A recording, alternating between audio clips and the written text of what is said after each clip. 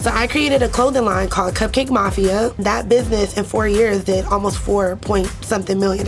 Within 6 months, I ended up getting fired from my own company. I literally felt like they took my baby away. You have built a multi-million-dollar co-working spot in Atlanta and growing. If it was only you on this earth, how could you make $1 million?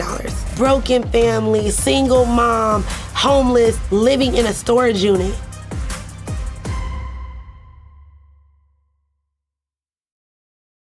Hey, Miss Skittles. Hey!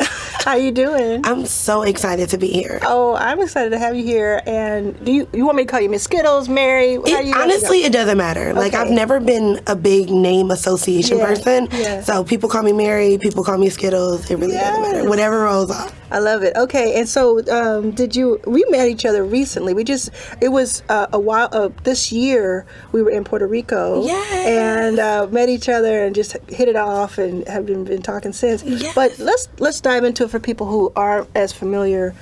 I want to get to your co-working space in a moment because that's why you're here. You're here because of this multi-million-dollar co-working empire that you're building. Yes. But I want to start with something because you got the style. You got this. I don't know if people can see this. Is it a dickie? Is that what they call it? Yeah, it's like a little, like a jean top. Yes. It's interesting. So you got the style about you, a certain style. When you walk in the room, people know. Did you start out as a stylist? No, I started off as a music artist. Okay. Right? So I started off as a music artist very young. Yeah. Like 13 years old, I was on tour. Oh, okay. Scream tour. So I started off Indianapolis, Indiana. I was in all these competitions for music, and the top winner got to go on this tour. Oh, wow. As the opening act. And I was literally on stage when no one was almost in the room. This is for the parents that get there super early that want their kids in their seats. So I was an opening act for the Scream tour. And what's the Scream tour? It was like with Bow Wow and B2K and can I ask what kind of age you are? So I'm 35. Okay, because you were before my time, I think. Okay. You're talking about Bow Wow. Okay, so Bow Wow. Yeah, so Little Bow Wow and B2K and Pretty Ricky, all of them. It was like an era of time where they had all the girls going crazy, the young girls. And so I was opening on that tour, and that's kind of what started me out in the industry. Like, I always did spoken word and music, but that started me out, right? Yeah. And so from there, to compile my very complex story, because my story is very complex, but to compile it, senior year of high school, so I'm on tour sophomore, junior year, then freshman year, I am on tour. And then I'm also going to school. I meet this girl, best friend, she becomes my best friend, and tragically, her mother killed herself and her younger daughter. What? Yes, and wrote a note, I didn't have family that would help me, so I wanted to take my children with me. And so going through that, I experienced a lot of trauma and finding myself, finding myself all over again. I just came from this big, amazing thing. And before that, me and my mom was homeless and living on the streets. And now I went on tour and I finally am in a school and I have this best friend and I actually have a friend, So dealing with that, it put me through a whole lot. And I almost kind of lost my voice when it came to speaking out and doing music. I was just like, this is not for me anymore. So my dad is a big activist in Cleveland, Ohio, and he was in jail at the time. So I started writing him these letters about how I was going to be depressed and how I felt like I was going to commit suicide. And so when my dad got out of jail, he came and got me and moved me to Cleveland, Ohio, where he got me back acclimated with doing music. Here's a producer, here, get on these talent show stages. No, don't lose that. And so I kept doing music. It led me all the way through college.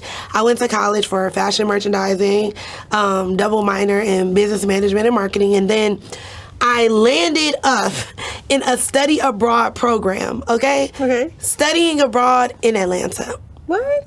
Let me break that down for me because I don't know. I didn't go to college, so I may not understand. So this school can say they allowed you to basically go to another school but pay their tuition. But they called it a study abroad because you're not in their campus. I can't. So I was like, they were like, you could go to Italy or you could go here. And I was like, yeah, I actually want to go to Atlanta. Okay. They're like, okay. So I did a quarter in Atlanta and a quarter in New York. I got to Atlanta. I had a like, what is it called when you Epiphany? No, like I realized that what I wanted to do in life was there. Yeah. Like that is when I started to understand that I'm more than just doing music. Okay. And I started to be a stylist. Like all of the artists were saying, hey, like you are much more stylish than your music is good. Like your music is okay, but you're more stylish. Like I want to pay you to style me. And so I started styling, went to New York, ended up becoming a top stylist in New York the next quarter at Topshop. I was a head stylist at Topshop, and then I ended up leaving, graduating from college, ended up on a tour styling a big artist in Europe. Can you say who the artist was? Yeah, the artist was on Disney. Okay. It was a very big artist But on you Disney. can't say who it was? No. Okay. I can't say who it was, but if you knew, like, 2007 era, the biggest artist on Disney, then That would be out of my wheelhouse, but I'll ask my nieces and nephews. yes, the people in the comments are gonna. Okay, they're gonna be like, okay. I know. So I worked for her. We did a tour together, and that is kind of like what popped off my styling career. And then after that ended, I left that tour with more money than I've ever seen in my life. It was like $30,000, and I'm thinking, okay, it's time to buy a Range Rover. And my dad's like, yeah, no, and you still have student loans. And so I used that money to partner with someone that I knew, and we opened a retail store. And that retail store allowed me to start going to magic trade shows. And from those trade shows where you're meeting all of these people in the fashion industry, I realized that there was a need in clothing, which was apparel for female, like for women to express themselves without having to say it. So I created a clothing line called Cupcake Mafia. That was literally my first business. I started with $300, and that business in 4 years did almost $4-point-something million. And I partnered with investors. We're going to go back to each part of this. Yeah, of course. Okay. I partnered with investors. After Forever 21 came to me wanting to put my merchandise in their stores, and I didn't have the wheelhouse to produce it. I didn't have the knowledge to produce it. I didn't have the nothing to produce it. I was literally producing orders in this man's garage, like $50,000, $30,000 orders. He was literally made his whole family move in with him to work for me, essentially. Yeah. So I knew we couldn't produce a Forever 21 order. So I went and found investors, or they're like, it's like a factory kind of, and they help you build your brand out and get you a major retailer. So I did that. Within 6 months, I ended up getting fired from my own company. I slept on an airbed for 6 months above my retail store. And so that's how I got into entrepreneurship. Yes. And those, we're going to go back a little bit, but those learnings from there, I mean, what kind of year was this, would you say? I would say it was a very up and down year. I'm saying what year was it? Oh, I'm sorry. This was in 2011. So that's a good decade ago. Yeah, it's in 2011. So what, some people are going to have that moment and they're going to say, not for me, I don't like this, I'm going to go work somewhere. And some people are going to say, that was a stepping stone. They shouldn't have done that because here I come. Yep. So what did you end up doing? That was me. Like, I'm a fighter, you know? Like, I think that what I want to go back and mention, because I swept through it really quickly, I went through a divorce. I was married right out of college. Yeah. So I went through a divorce. You know, I had a bad relationship with my mother. I didn't have that motherly relationship. And I went through a lot. We were homeless, you know, like I went through a lot. So I felt like every little like cut I was getting was like making me strong to fight this fight with these people that I never could imagine. Like, I literally felt like they took my baby away. Like, how you take something that I built from ground level and you say, oh yeah, no, we're firing you from it. This is ours. And when we sell it, you'll get a percentage because it's what's in the contract. But this is ours. We're going to do what we want with it. So it brought like that fight out of me. And it also let me know how resilient I was when it comes to no one's gonna knock me down. Like, I faced a lot of adversity when it came to my brand, and people, like all of my buyers are like, hey, are we getting our next collection? We getting our next season? And being able to say, yeah, next year we're launching. Right now we're taking a little break. We're still figuring this thing out, because I never wanted to publicly slander the company. I didn't even know where it was going to go. I'm on an airbed paying this lawyer tens of thousands of dollars to fight. So I honestly didn't know what was happening. But what I knew was God had me. That's all I knew. If I knew nothing else, I knew God had me. And so I think that my story is meant to show that I think Steve Jobs' story, right? A lot of people talk about him being fired from his company. I think when I look at my story and how I was treated and what I experienced the exact same thing. But I'm a minority girl. I'm under 30. I was under 30 at the time. It wasn't popular. Like, when people ask me about it, like, you were fired from your company, what do you mean? Yeah, that's right. It's like, it's almost like when someone says they left college, they dropped out of college. Depending on who you are, that dropped out of college moniker looks different. And it sounds different to different people. Yes. Yeah. Absolutely. So it forced me to fight. And one thing that it did is, so I told myself I will never end up in another middleman situation, right? And so from that, I did so much research. And a lot of people always ask, like, okay, you have money to pay lawyers. Why you didn't get an apartment? Why did you stay on an airbed? Because I wanted to put back into my business. And I felt like me getting an apartment or me getting a condo would have made me extremely comfortable. It's like my life would have been more comfortable. And I needed every single dollar to, one, start a new business, which was my marketing agency. And then I wanted every single dollar to go back into fighting, because I believe that what I built was not built to be broken when it was broken. So 6 months later, within that 6 months, I started a marketing agency. I signed my first large client, like six-figure client. Within that 6 months, on an airbed, I started managing an artist that I believed in, and she also believed in me on that airbed. And then I finally built up the confidence and the courage to walk into their office and tell them, hey, I'm buying my company back, or I'm going to write a best-selling book about this whole story, all the people that I brought to your company, so you can pick which one you want to toggle with. And they allowed me to buy my company back. Immediately after that, in May, for my birthday, my husband said, babe, where you want to go for your birthday? I'm like, China. He's like, you don't want to go to Dubai or somewhere nice? I'm like, no, I want to go to China. And I did a lot of research, and I ended up leaving that 3-week time span that I spent in China with my own factory. So I had my brand back, and now I could produce product at my own speed, my own rate, and never have to deal with partners or investors. And I started with 39 employees. And last year when 2 years ago when I sold my partnership in the factory, we ended with 139 employees. Wow. So wow. Well, can you talk a little bit about the numbers there? So this second company. Yes. You built that because you said the first company you took from $300 to 4-point-something million in sales. How did it do, the second company? So the second company is my marketing agency, and I always tell people that follow me, like, if I could have done life again, I would have started in marketing. Because that's always been a gift inside of me. Like, if I'm 15 years old and I'm opening up on Scream Tour and I'm from Indianapolis, Indiana. Like, and you came from such a, interesting situation at home, to say the least. Exactly. Yeah. It was all marketing. It was branding all, to get yourself on that stage. Exactly. Yeah. So that company in COVID 2020 did $16 million. $16 million. $16 million. And then you sold that a couple years ago. Your interest in it. No. So I still have my marketing agency. Oh, okay.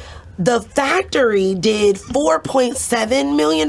So the okay. Okay. So is the factory company number 2? And the factory is kind of company number 3. Okay. And the marketing agent happened to win. Immediately when I got off that airbed. Got it. Like when I got off that when I was on that airbed, I was literally looking for jobs. Like I was hiring people to redo my resume. Yeah. I didn't know what to do at that point. Yeah. And I talked to one of my friends who had sold a business, and she was like, if you build one business, build another one. Like you've built one multi-million-dollar business, build another one. Yeah. And that was literally what I needed to hear. Was like, you're right. I did build a multi-million-dollar business. Like, wow, I can do this again. And so that's when I started to think, what would I do? Would it be another clothing line? No, that's going to take money away from me fighting for the clothing line. And in the contract, it says non-competes, and it's non-this, and it's non-that. So I can't start another clothing line. Okay, well, is there a service that I can offer? Can I consult people that have clothing lines? And I started calling around to people in my industry, and they were like, yeah, can you help me build $1 million clothing company? Can you help me? Can you help me go public? Can you help me do this? And I'm like, yeah. So that is how my marketing agency, the Einstein Agency, was birthed, from people literally seeing what I did for my company and wanting it done for theirs. Amazing. So that was the second business. Yeah. Because I didn't really have a lot of money to put into building out another business. Well, let's stop there for a second, because I want anyone who's interested in starting a company, is your advice, and of course everybody's different, but is your advice to then start a service-based company? Yes. Rather than a product-based company? Yes.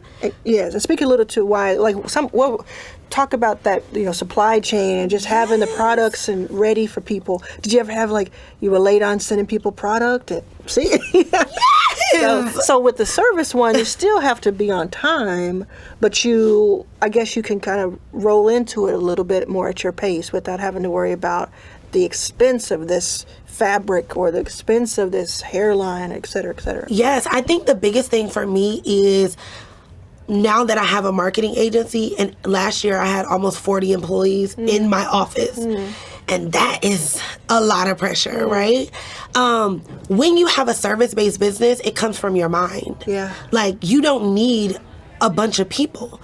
If you said, hey, Skittles, I really need you to come up with an idea for me to brand this podcast, I don't need to go say, hey, Adam, hey, Sean, hey, I need this, I need that. I can literally sit down in my room, think of the idea. I can create you a deck on Canva. I can build out a logo for you on Photoshop. I can do it all myself. And therefore, I take home all of the profit, right? If you start a product-based business, you have to first source the product. You got to find the manufacturer. That's 2 expenses. You might have to fly there to touch it and feel it. You have to find a graphic designer to build out your website. You have to there's so many people that you rely on just for your first sale. Yes. For your first sale, right? And then it's when people start to let you down. The graphic designer didn't do your logo. The website is not the way that you wanted it to be. That you start to be more discouraged. If you just depend on what's inside of you, and you build a team around that, to me, you're going to be able to make way more money quicker to go into, okay, now I have this extra money to put into my product line. I have this extra money to put into a boutique or whatever it is that you want to build. But for me, I always think back to, if it was only you on this earth, how could you make $1 million? If it was only you. So you're the type of person that if there was a TV show where they drop somebody in the middle, there is a TV show, they drop somebody in the middle of a new town with a $100 bill and said, you got to make it. Yep. You got 2 months to make it. Yeah, you can definitely drop me anywhere, because I think my greatest resource is my mind. I don't think my greatest resource is anything else. Like my looks, your mind. It's how I can look at someone and already foresee what they need and become the resource to what they need, right? Put me in any town. You can put me in a town where they only sell cows. I'm going to figure out how to rebottle and package the milk. I mean, and this how is to a show. market it. Yeah. This is a show. Miss Skittles takes on the U.S. Put you anywhere, maybe even not even the U.S., just anywhere. Because, okay, this is a good segue. I wasn't going to get to this until later because I want to talk about your co-working spot. Yes. But can we just for a moment? Okay. Can we talk about what you told me about your child? Yeah. How many places your child has seen at 5 years old? Yes. So my daughter has been to 14 countries. She's been on 479 flights because I keep track of it. I just don't understand how that's possible. Were you on a flight 100 times a year? I mean, yeah. Yeah. Like when she came out, one of my clients was on tour. Yeah. So I was with her. Like 3 months old, she's been to Vegas 12 times. Okay. Like, did she win when she go? What 5-year-old? And for me, I don't know at this age, and right, I'm only been a mom 5 years, so I'm still figuring it out. But I don't know if that's an advantage or a disadvantage. Yeah. But what I want her to see is that I want her to be able to see the world from her own perspective. And I want her to be able, she's been to Africa 5 times. I want her to be able to see that there are people in this world that beds are made out of stone and they're sleeping under animal fabric, you know? And I want her to have a certain level of appreciation for the things that she has back home. Or on these trips, because I see some of these videos and you're just like, oh, waking up. Oh, also there's a glacier outside my window, y'all. Don't worry about it. I'm going to get my coffee on there a little cold. It's just magnificent. It's just a magnificent journey that you take people on. Not just your child, but you take us with you. Yeah, and I think that's really special, the way that you, the framing of it, I think is very special. Thank you. I try. I think that I try to be on social media who I needed when I didn't have anything. Like, I want the next minority girl that was homeless, that was insecure, that was broken, that went through so much to look at me and say, like, she's 35. She's built a $16 million company and she's building a big business, a big infrastructure. And she came from nothing. Broken family, single mom, homeless, went to school for 1 year straight, living in a storage unit, right? Living in a winter in Indianapolis in a storage unit, getting dressed, going to eat breakfast at a hotel when my mom found keys outside that people used to throw away. For 6 months, like, we lived like that. Like, I want them to look at me and be like, her life isn't perfect because it was made that way. She made it that way. I feel that, every bit of it. And I want to now talk about your co-working spot in Atlanta. Yes. Tell us all about that, because I know people right now, they're like, I want to go to her co-working spot. I want to see what this woman has built. Yes. So I'm super excited about the bakery. It's literally been a dream of mine. What I realized is, I have a question for you. Okay. When you started, did you feel like entrepreneurship for female entrepreneurs was lonely? Like, when you got into this, did you feel lonely? Yeah, I did. I felt it, more so for fund managers, just because I was doing something nobody had really done, which is build this from scratch, but also because I got to see all the entrepreneurs. And I felt like one, So yeah, definitely lonely. And also you don't get the blueprint. You don't know the manual. Like, how are you supposed to do this? Yes. So that's why I opened the bakery. If I can just look back over the years of my life, I always felt there was a moment of, who do I ask? Who do I connect with? Who knows more than me? How do I just get in this room? Like, this room of people that get it and that are willing to not gatekeep and willing to share and willing to be my support on this project. And when I created the bakery, I literally started from one room, which is our co-working space, and I'm like, okay, a woman could start a business or even have an idea, and she could come into our co-working space and she can meet all of the people that she need in that room, and they need her as well. Like, I'm a graphic designer, but I'm not like, oh, I'm a graphic designer, but I need an actual creative to put the design on. That's my pair, you know? And then I said, okay, she'll grow out and then need private offices. Okay, we started that. And then I was like, then she's going to need a photography studio to create all of her content, because at this point in time, what are you without content? Right. So we created a state-of-the-art photography studio. Then I was like, okay, once the brand is fully built out, she's going to need an event space. She's going to be meeting with investors. She's going to need a conference room. She might need a marketing team, someone to help her build the brand out. So all of that is in the bakery. It's in the bakery. The bakery, yes. And we're launching a tech portion. So you'll be able to have an app. Everyone around the world will be able to have an app called The Bakery, where you go on this app and you literally are able to bake your idea. Because a lot of times what I feel like when entrepreneurs struggle with finding the reliable people. Like, oh, I hired a graphic designer. He never did it. Now he blocked me on Instagram. With this, in 14 days, your idea will be baked. Because it's going into the oven that you all are building behind the scenes, and it's what it is. Yep. Yeah, and there's a examples that you can show people. Like, you can get this version, you can get this version, that version. That's very interesting. Exactly. Because that's what happens in person, right? When you go in there, you can, if you're a member and you have a project you need done, you can do that there now, right? Yes. Yeah. Yes. Well, that's great. So our motto is dreams are baked here. It's about 17,000 square feet. Yeah. And we're coming to Houston next, and who knows where else you will find us. That's amazing. So I'm super excited about it. And go ahead. I'm super excited about it, and I'm nervous.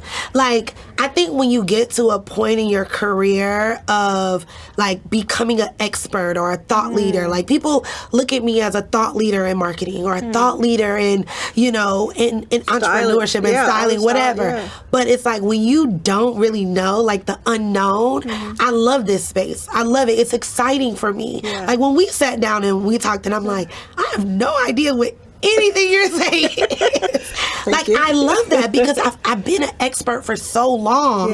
I want to be a student again. Like, this is all new to me. Well, let me tell you, that's the marking of someone who is perpetually successful, is that you're always curious. You always know that you don't know everything, and that's the whole point. And then you enjoy the journey of learning. That is it. Because the people that I know who are always grasping for more are the ones who are reaching further and faster than anyone else, and that's exciting. So you do still have the marketing. Does that play into the bakery? Yes. So it plays. So our whole right side is a marketing agency, because I want girls to not only come in here with an idea, but be able to birth their idea or bake their idea. Our motto is dreams are baked here. So we want you to not just sit in the seat with the idea inside of you. We want you to bake it. We want to. I have had so many amazing testimonials from girls that were like, I hated my corporate job, and I joined a membership at the $75 range when you first opened up, and now I quit my corporate job and I am doing entrepreneurship full time. So it's now seeing them thrive and help others around them that are starting scale. So the marketing agency is a part of the bakery, and I want to continue to scale it. I believe this year I will step down from being CEO and bring on a new CEO and a new COO. It's breaking news, y'all. Yes, it's breaking news. Yes. And to just be the thought leader just work with and the founder of the bakery. One thing you did a little while ago, I want to point out to the audience, because I'm always trying to give people breadcrumbs to their own success, give people gems. And one thing you did is you started to describe what your basically your target audience and your avatar really for your person. You said she does this. The next thing is she's going to need this, and she's going to need this. And so one thing that people sometimes forget to do, the entrepreneur, is they think that, hey, if this is available to everybody, like if this is like targeted to everybody, then I'm going to sell so many. No. But what you got to do is, you have to, you already know what I'm going to say, right? You got to dial in on who is that person, who is that avatar for your target, I don't want to say perfect, 'cause there's no such thing, but your target audience, your target customer. So when you said she, you literally visualized her, right? Yes. You visualized her. Yes. You thought, okay, well, there's an age range here. There's a certain type of disenchantment she has with her current situation. She may be at a job she doesn't like, or she may be stuck in her company, right? You laid all those things out. So how important is it to do that while you're doing the research and development of your company? It is very important. Yeah. My whole building is pink, right? Yeah. So I did a focus group in multiple cities to figure out, like, is the girl that I'm targeting even like pink? Does she even like pink? Yeah. Is my goal to scale? If I want hundreds and thousands of people around the world, like a WeWork, right, to come there and get membership, will they like working in pink? And the focus group, when I did those intimate focus groups of 20 girls and I went to 5 different cities, the number one, they were like, yes. Yes. Like the majority of the answer was yes. But selling to everyone is selling to no one, right? Selling to everyone is selling to no one because it's really psychology. You have to get in the mind. When you are selling a product, I can't just be like, hey, this is a nice glass of water, you should buy it. I have to tell you, like, Arlan, I think that I looked at it on your page and you were trying to grow your hair out. Well, the water that I'm selling Go at me, y'all. well, Feeling exposed. but like, it's psychology, like understanding the person that you're trying to target and the person you're trying to sell to. It's a psychology, and it's also in, and you know this more than anybody, but it's also in, I can't just try to sell you a glass of water. I got to talk to you. I can tell that you're thirsty. Yes. And I'm trying to transform your thirstiness to quench the thirst, right? And one thing you did say too, I want to make sure we hit on this. You said you did a focus group. Yes. How many people skip the focus group? That is so important. And it's honestly still what I do to this day. Every week we have Women Win Wednesday at the bakery where we bring in female entrepreneurs to talk about their subject matter.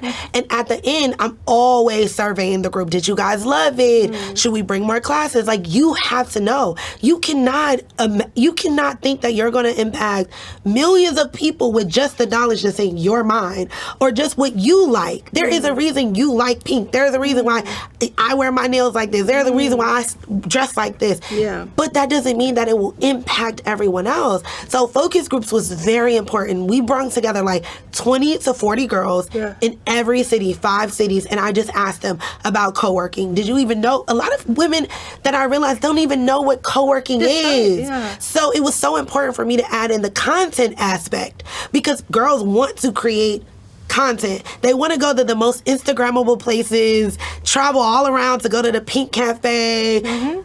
So I knew that it would work if I brought in content, the content aspect. I knew it would work if I brought in the event space side with everything that goes on with co-working. Also, I realized that people don't want to spend a lot of money to co-work. My target audience didn't want to spend $400 a month to co-work. They don't want to spend $500 a month to co-work. So that means that I have to build up a revenue model that is big enough to be able to get to where I'm trying to go. If I want one co-working space to make $10 million a year, I can't imagine that I would do it off of just co-working alone. I have to add in other revenue streams. I have to add in a cafe. I have to add in event space. I have to add in done for you events, right? So all of those things help us get to that $5 million a year if it's what I'm trying to reach. So surveying your audience will allow you to hear from people that you want to sell to and know their pain points. A lot of times we're looking at our own pain points and starting businesses based upon that. That may not be your customer's pain point at all. It's a good start. Yeah. It does help you decide where you want to put all of your energy. Yes. And you have to say, oh, maybe some other people will feel that way with me. But you can't just assume it. Yes. And people will open up the lemonade stand and nobody's there and then wondering what's going on. And it's because you did not talk to your core audience. When I was building Backstage Capital, when I had no money yet, and dealing with all kinds of housing insecurity, I talked to founders every single day because I said, one day when I get the money to invest in them, I need to know what they need. I can't just spend 3 years trying to raise money and then come back to them and think that I'm going to still be somebody they can trust and I need to know what they need beyond the check. And so it's something that I definitely talk about. And so you embody it, and it came naturally. Because you didn't have what I feel, it seems like you didn't have a role model when it came to that. How did you know how to do it? I honestly didn't. I think that, again, going back to like God, I think he will just put things in you, Yeah. So when I was on that airbed above my retail store, I was just trying to pay my staff, right? Yeah. So I was like, all right, everything has to be done with self. I started doing these small intimate classes in my retail store on Sundays. When we closed at 4:00, I would put tables, chairs in there, and I would allow girls to buy tickets to basically come pick my brain and come talk to me about marketing or branding or business or whatever it may be that week. So I started to realize how important it was. Like, women were telling me, like, you changed my life, this class. Oh my God, just being around someone that has already done it and messed it up. I don't have to go at that route. So I started like focus groups then, not even knowing what I was doing. I'm thinking, I just want to help people and I just want to pay my payroll at the end of the week. But I didn't know how beneficial it was to someone else. And so now I always do it. Like, virtually, with my digital platform, with everything that I do, I want to survey my audience. I want to know, what is it that you need that I can be a resource to help you to make my business better. There's an ingenuity that you have that is just so striking. It's like challenge after challenge after challenge, if it needs to be figured out. And, we recognize that in each other. It's a certain thing that happens. And so for the people who are, even your target audience who are at your own, the bakery, what kind of advice can you give them if they're struggling, if they're stuck? I think so if I can be transparent. Please do. End of last year, I was stuck. I was like, okay, you made a lot of money. You have a lot of employees. You have a lot of everything. What is next? What is next? You are the backbone behind everybody. You're the voice behind everyone. You are the battery in everyone's back. But you have no one that is putting a battery in your back, right? Every time that I sat down with someone, it was always about, Skittles, what can you do for me? Like, I felt like no one ever asked, like, what do I need? What do I need help with? And so I had to literally go away. And that's when I took that Bali trip. And obviously everyone can't go to Bali, but go away. Like, sometimes our minds are clouded from hearing from everybody else and everyone else's opinions and everyone else's ideas and everyone telling us no, that you don't even hear your own yes inside, So if you are stuck at a place, first go away and hear from yourself. And that means turn off social media. That doesn't mean, take an elaborate trip. That means turn off social media. That means sit down in your room, write down who you are, the pros and cons of who you are, where you want to be from 5 years. If this was your last day on earth, what would it look like for you? What would you want your mom to say? How proud would she be about what you're doing, right? So first do that, because without being self-aware, you're just really operating. You're just really running the business. You're just really being appeasing to what everyone else needs, really. As a mom, as a wife, as a sister, you're just appeasing everyone else. You're not really living. So one, stop and figure out that. And then secondly, how do you build a team around you that believes in you so much that you don't want to let them down? Like, I think that's one of my keys to success, is that I've always had people around me that believed in me so much that I'm like, on the days when I want to give up and shut the doors and close everything, I start thinking about them, and I'm thinking about their livelihood and their 3 years that they put on the line following my dream, and their families that they're taking care of because I'm building a business. So build a team around you. And I started with volunteers. I didn't even start with payroll. I started with people. I put a post up on Facebook, and that's why I use my outlet all the time to be like, I'm hiring. I need help with this. Come over here. Because I started with volunteers, and those people rode the wave with me until I was able to pay them. So I would do that. And then thirdly, I would say information. There is so much information out here nowadays. You need to take the information and use it. A lot of times, I would say this generation is information hoarders. They get a lot of information. They're taking every class. They're in every group. They're in every mentorship, but they're not acting on it. I listen only to things that I can learn from and impact, like do it right away. Yes. Start right away. Execute. Yeah, I'm not like I don't listen to podcasts to get inspired. I listen to like my favorite podcast right now is Everything Co-working. I'm listening to her interview all of these other co-working owners, co-working space owners. I want to learn what they did wrong, what they did right, and then immediately stop. And a lot of people don't understand the power of podcasts. I know we're on one right now, but the power of podcasts, that's for the, I mean, there's some that you have to pay, but most of them are free. Yes. There's information all over the place. And then what you're saying is if somebody's listening to these words right now, Yes. you need them to, and they have clapped at what you've said so far, you need them to take it one step further and execute. Yes. What are you going to do with that information and that inspiration that you have now? Yes. Absolutely. Execute. Start small. Like, I think a lot of people see Instagram and us and all these big bright lights and start small. Like, I started with a t-shirt line, $300. I hired my friend who made graphics and really wasn't even that good. But my first shirt. Shout out. Yes, but shout out. But like, he always says it, like, I didn't even know what I was doing. Yeah. But she put me on and we kept grinding it out. But $300 is what I started with. $300 gave me the confidence to make my first million, right? If I didn't put that $300 on faith out there, I would not have even made $1 million. You can't even make $1 million. Like, a lot of people are sitting there, I want to make $1 million, but you haven't even invested $100 on faith. You haven't even put $100 out there on your logo. You haven't even, you say, oh, I'm waiting for someone to do it for free. But how are you you want people to pay you when you're not paying you? Uh-oh. You want people to pay you. Like, when people come to me and they're like, oh, I don't have a marketing budget. You want to market to get exposure for people to pay you, but you don't want to pay into exposing you to the people that are going to pay you. How does that work? Yeah. Like, your biggest investment should be in yourself. Yeah. Your biggest investment should be in yourself and what you believe in. Because the more money that I spend on my co-working space, like, it took me 2 years to build out my co-working space.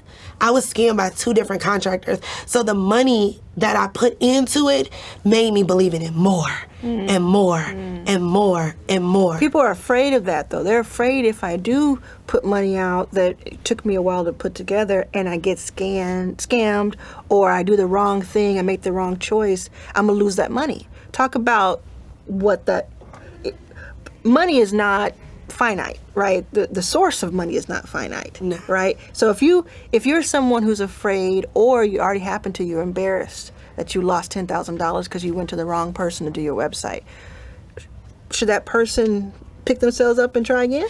I think what is weird about the world today is that we trust other people more than we trust ourselves. Right? Like, you will trust a pilot that you don't even know. You've never seen, you've never heard of him. You don't know what his background is. You don't know the stress that he had coming to work today. His wife is doing something crazy. Like, you don't know that, but you trust him to get you on a plane and fly you across the country, right? Mm-hmm. We will put our trust in everyone else. We put our trust in our jobs. You don't know what your boss is going through. You don't know that the company is about to close down and you'll be fine. But you trust going to work every single day more than you even trust yourself. I feel like it's something in the school systems and the way that we're brought up to trust others more than our own. Yeah, it's a given. If you ask questions, if you say why, well, the book says it.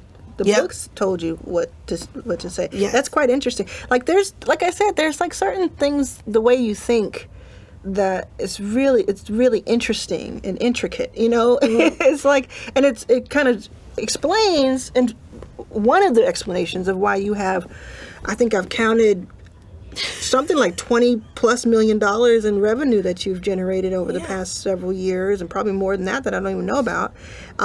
Just incredible. It's just incredible and inspiring, and I love the fact that you're saying, don't just be inspired by me. Don't be inspired.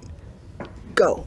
It's like what does Obama say? He says, don't boo, vote. Yes. Don't just get mad at the keyword. Go out and vote. Do something about it. Yeah. So that's really special. What's next for you? What should people be looking out for? So I'm super excited about a podcast that I want to do a podcast. What's your podcast? It's called The Secret Recipe. Oh, very good. In line. Yeah, it's called The Secret Recipe. I want to talk to other, thought leaders. I want to know what was the secret recipe. There's something. Like, my secret recipe was, for me, is seeing someone else. Like, I gave my business away to someone to believe that they could do it better than me. And then once I seen that aha moment of, wait, they couldn't do it better than me, they didn't do it better than me, it gave me full belief in myself to say, wow, you gave away your power. Now go find it, and never give it away again. So for me, it's all about power. It's all about remaining true to who I am and keeping the power within myself. So my podcast, and then obviously I just really want the bakery to be it I just want it to be big, world renowned, You want it out there. Yeah, I want it out there. I'm going to ask you real quick before we go. Do you know Adam Newman, the former CEO of WeWork? I know of him? Yes. Did you see that he got something like $300 million? Yeah. And he recently was kind of explaining it. What is your opinion of him? And the reason I ask is I have an opinion of him, but you're actually in the industry that he's in, and I would imagine that no one has offered you $300 million. No. So what do you think of it? Does it even get on your radar? Yes, it definitely is on my radar.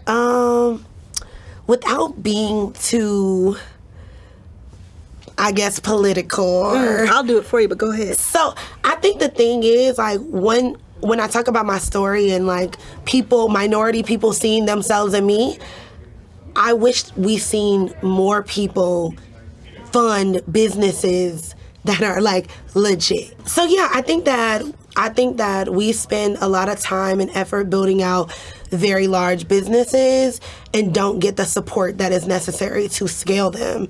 I want to be able to say, look at what she did. This minority girl raised all of this money and did right by it. And did the right thing. She wasn't going to lavish parties. She wasn't booking jets for her friend. Because I understand what it's like to use my own money, right? Yeah. I've already put in millions of dollars. I don't really need VC money, but I would like it to show people that it can be done right and ethical, So I feel like for me, it makes me question the people that gave him money because if you said that his first business if the money wasn't ethically spent, how do you think the second business is going to be? Yes, he built something very big that we can admire or be inspired by, but if it wasn't at the integrity of his investors, why would you invest again? Yeah. And why wouldn't you go and find someone, the little guy or 100 little guys, and give them $3.6 million each? That's doing it right, What is your take on it? Oh, I have a pretty strong take on it. I think what you're saying is absolutely right on, and coming from someone who has, I want people to understand, if they're just seeing this clip alone, you have built a multi-million-dollar co-working spot in Atlanta and growing, and doing it ethically. You poured your own money into it, and it's just, so when I see that, it's just, I get infuriated. I get so upset about it, because I said this before on this podcast. I don't really care what money he gets. I honestly, I could talk about it and joke about it. I don't honestly care about the money he gets, but please, venture capitalists, of which I am one, have the same energy for us. Yeah. Just do it. You cannot show me one black woman who could make the mistake that he made. Oh, what? Multiple times. And then come back and say, oh, give me $300 million to do something that, by the way, I've tried to understand what it is, and I cannot. And I think of myself as a little bit okay in that area. I don't know what he's building. I don't know that he knows what he's building. I think he's building a vibe. A vibe. I got 200 portfolio companies that could use let me do the math real quick, the 1.5 million, 1.8 million each, and turn that into billions of dollars. So it's not really, I think some people mistake it for like FOMO or like you're jealous of, it's not that. It's you're making the disparities between us even further, even deeper. Yes. And you're proving out points in real time. Yes. And the thing is though, even with that outrage that I have, I'm more excited and interested in the things that people like you are going to be doing and have done. The people in my portfolio are doing. That's the more interesting story. But the thing is, it's like you are the difference. Like when I seen you, and when I got into thinking about raising capital. And I started asking around. They're like, yeah, check out Arlan. Check out Arlan. Have you heard of her? Have you heard of her? And I'm like, what? How? Oh my God. Like, you are the change that we need to see. You are sitting at the tables being the voice for us. You're at the table for the voiceless. The people like me, when I sit and I was a member of the wing, right? And I was a part of the, I felt like I didn't deserve a seat, right? I felt like it was very hard for me to get a membership there. And once I became a member, I thought it was just going to be open arms. And when it wasn't, that is what also pushed me to open the bakery, because I want every single woman, no matter color, no matter race, no matter religious background, no matter if they wear pink hair, green hair, what their dress, what their style is, I want them to feel welcome, and I want them to bring their ideas to the table and bake them with other like-minded people that is not caring about what you look, sound, or who you are, and what board you sit at, and what tech company you work for. Like, I want that. So seeing you do this and seeing you raise that much money also shows people like me that it's possible. Because when I look at the owner of WeWork, when I look at those girls from the wing raising $117 million, going on to open 8 locations, and then closing down, I'm like, if they had someone like myself that has built businesses, put my own money in, like, the blood, sweat, and tears, right? I put $1 million cash into my building, no loans, no investors, no partners. If we had someone to do that and sit at a table and get that much capital, we would impact so many more people. The girl that's like, I have a great idea, but that could be the next Facebook, but I would never do that. I could never make it that way because I'm this color, right? Like, I think what you're doing is so big, you can't ever stop. You can't ever stop. Like, when you're sitting at those tables, you need to think that there are like 500 people behind you. Like, I do. I take behind you that's like, Arlan, you're speaking for me. I take everybody with me. It's the voiceless. And it's tough. I was in tears 2 days ago off of a conversation I had that was so, insulting. And it was insulting to me. It was insulting to the people I invest in. And it was, a privileged guy who just was clueless. And thankfully I didn't cry in front of him, but I certainly did after. And I thought, if people only knew what we all have to face, just to, not only to thrive, but to survive. Yes.